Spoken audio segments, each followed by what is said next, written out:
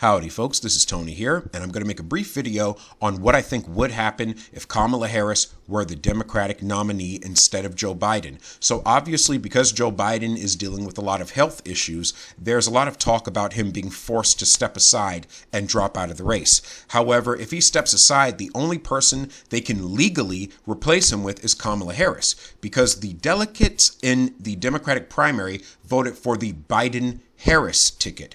Because Harris is on that ticket, this means that if Biden were forced to step aside, all of those delegates from the Democratic primary who voted for Biden would then be inherited by Kamala Harris, and she would be the only one in the entire Democratic apparatus who is allowed to spend those campaign funds because her name is on the ticket. If you get rid of Biden and replace it with Newsom, and now you have the Newsom-Harris ticket or something of that nature, now that's not allowed to happen because Newsom was not voted for in the Democratic primary. That is why, if for some reason Biden had to step aside, Harris would be the nominee. Now, you have a lot of Republicans who are gleeful or laughing at the idea of Harris being on the ticket.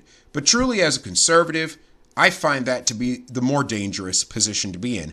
I actually believe that Harris has a stronger position against Trump than Biden does. And the reason I believe this is because of identity politics. This idea that what race you are determines your fate in this country, and you need to watch out because the other races are your enemy. You know, this kind of thing that left-wing people like to sow through their critical race theory and things of that nature.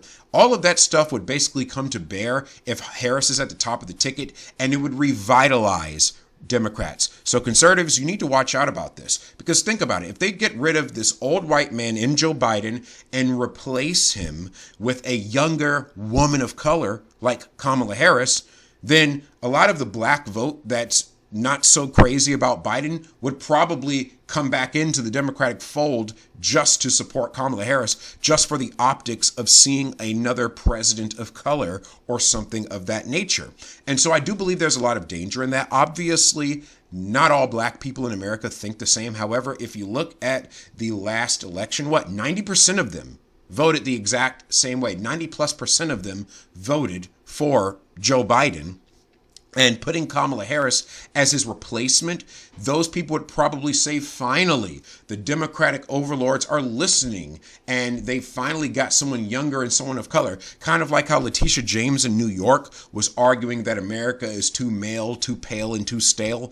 Choosing Kamala would play right into that. Not only that, but it probably would get the white guilt Michigan people swept up in it too, and make this election unreasonably close, especially given how poorly the Biden-Harris administration has run things. So with that out of the way, let's get to the hypothetical map.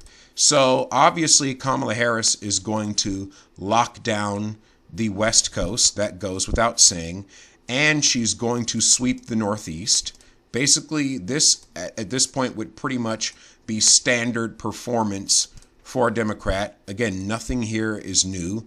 Nothing here is that much of a surprise, although I am going to get into what I think would be surprising. Of course, Colorado and New Mexico, they would pretty much remain blue.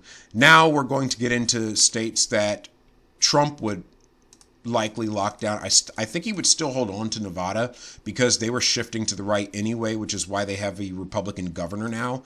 He would obviously take the entire Midwest, and the Bible Belt pretty much is going to, for the most part, play right. Whoa, that's a mistake. Illinois would actually stay blue. Let me fix that. So this is pretty much where the election would stand.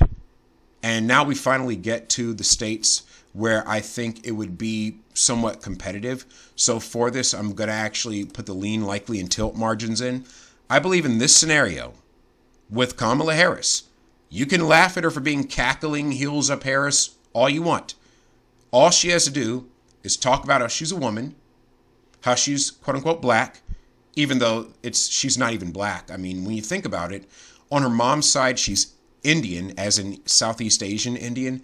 And on her dad's side, they are mulattoes that descend from white Jamaican slave owners.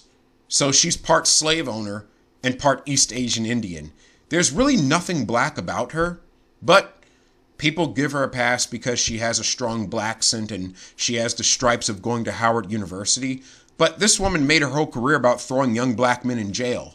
If Trump were to harp on that, he would probably stand a better chance against her. But this is the map I'm looking at right now. Arizona keeps going to the left. I'm going to make that tilt Democrat. Georgia, actually, is going to the left. I will tilt that one Democrat because having a so-called strong black woman on the top of the ticket would energize the Atlanta area and the metro suburbs and make that an uncomfortably competitive race. I don't know why I left Kentucky as though it were competitive. North Carolina has been trending to the right, especially considering that they have a Republican supermajority in the legislature. So there's that. Pennsylvania, on the other hand, I do believe stays, let's make that actually tilt Republican, because Trump's done a lot of campaigning. And when he was campaigning in New Jersey, he was near the Philadelphia suburbs, as well as the demographics of that are shifting rightward, especially the fact that Trump's been ahead in pretty much all the polls in the last, 6 months in Pennsylvania, except for a few, especially because of Biden's disastrous debate performance. However, you take Biden out of the equation, and this again becomes uncomfortably close. Now we have basically 3 states here that I think would make the difference. Now, I forgot to make Washington, D.C. safe blue. It's not like it matters, though. It's not even a state anyway. So going back to the real states that actually matter in this election, here is where I think issues arise. Michigan has been falling left off of a cliff. So it's hard for me to definitively say that Trump has a chance in Michigan. If someone like Gretchen Whitmer, who gave her last opponent in the gubernatorial race, I forget the lady's name, Tudor Dixon? Gretchen Whitmer gave Tudor Dixon a beatdown. And if that demographic is obsessed with race like I think they are, I narrowly give Michigan to Kamala Harris. She has that Gretchen Whitmer type appeal, that suburban woman with flowing long hair, who's going to give fair speeches and make you feel so secure in your quote-unquote reproductive rights. The college girls with daddy issues are going to eat that up and vote for her in droves. So now it basically boils down to Wisconsin and Virginia. This is a tight position to be in.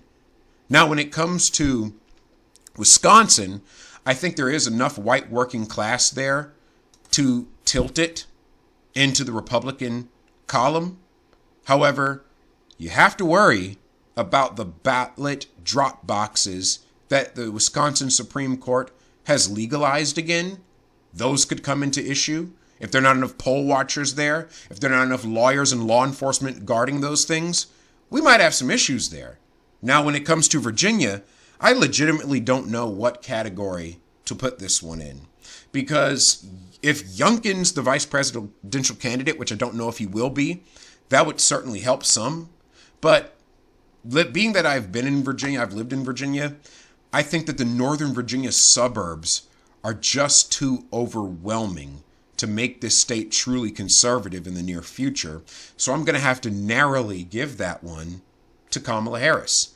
This is what I personally think the election map would look like if Kamala Harris is on the ticket. We'd be hanging on by a thread, but barely able to squeak it out if no major shenanigans go wrong. Now, there are 2 very important caveats here. Number 1, I could be wrong about Wisconsin and Michigan. In fact, they probably could vote in the reverse fashion, where you might see Trump pick up Michigan and Kamala pick up Wisconsin. Let's actually play that out and see what that would look like. Let's say that Michigan tilts red and Wisconsin tilts blue. That's still an uncomfortably close election right there. And usually these 3 Rust Belt states, Wisconsin, Michigan, and Pennsylvania, all vote in unison. What one does, the others normally do. So all of that to say, if it's going to be Kamala, buckle up, work hard, get out the vote, and don't get cocky. Let me know what you think in the comments below.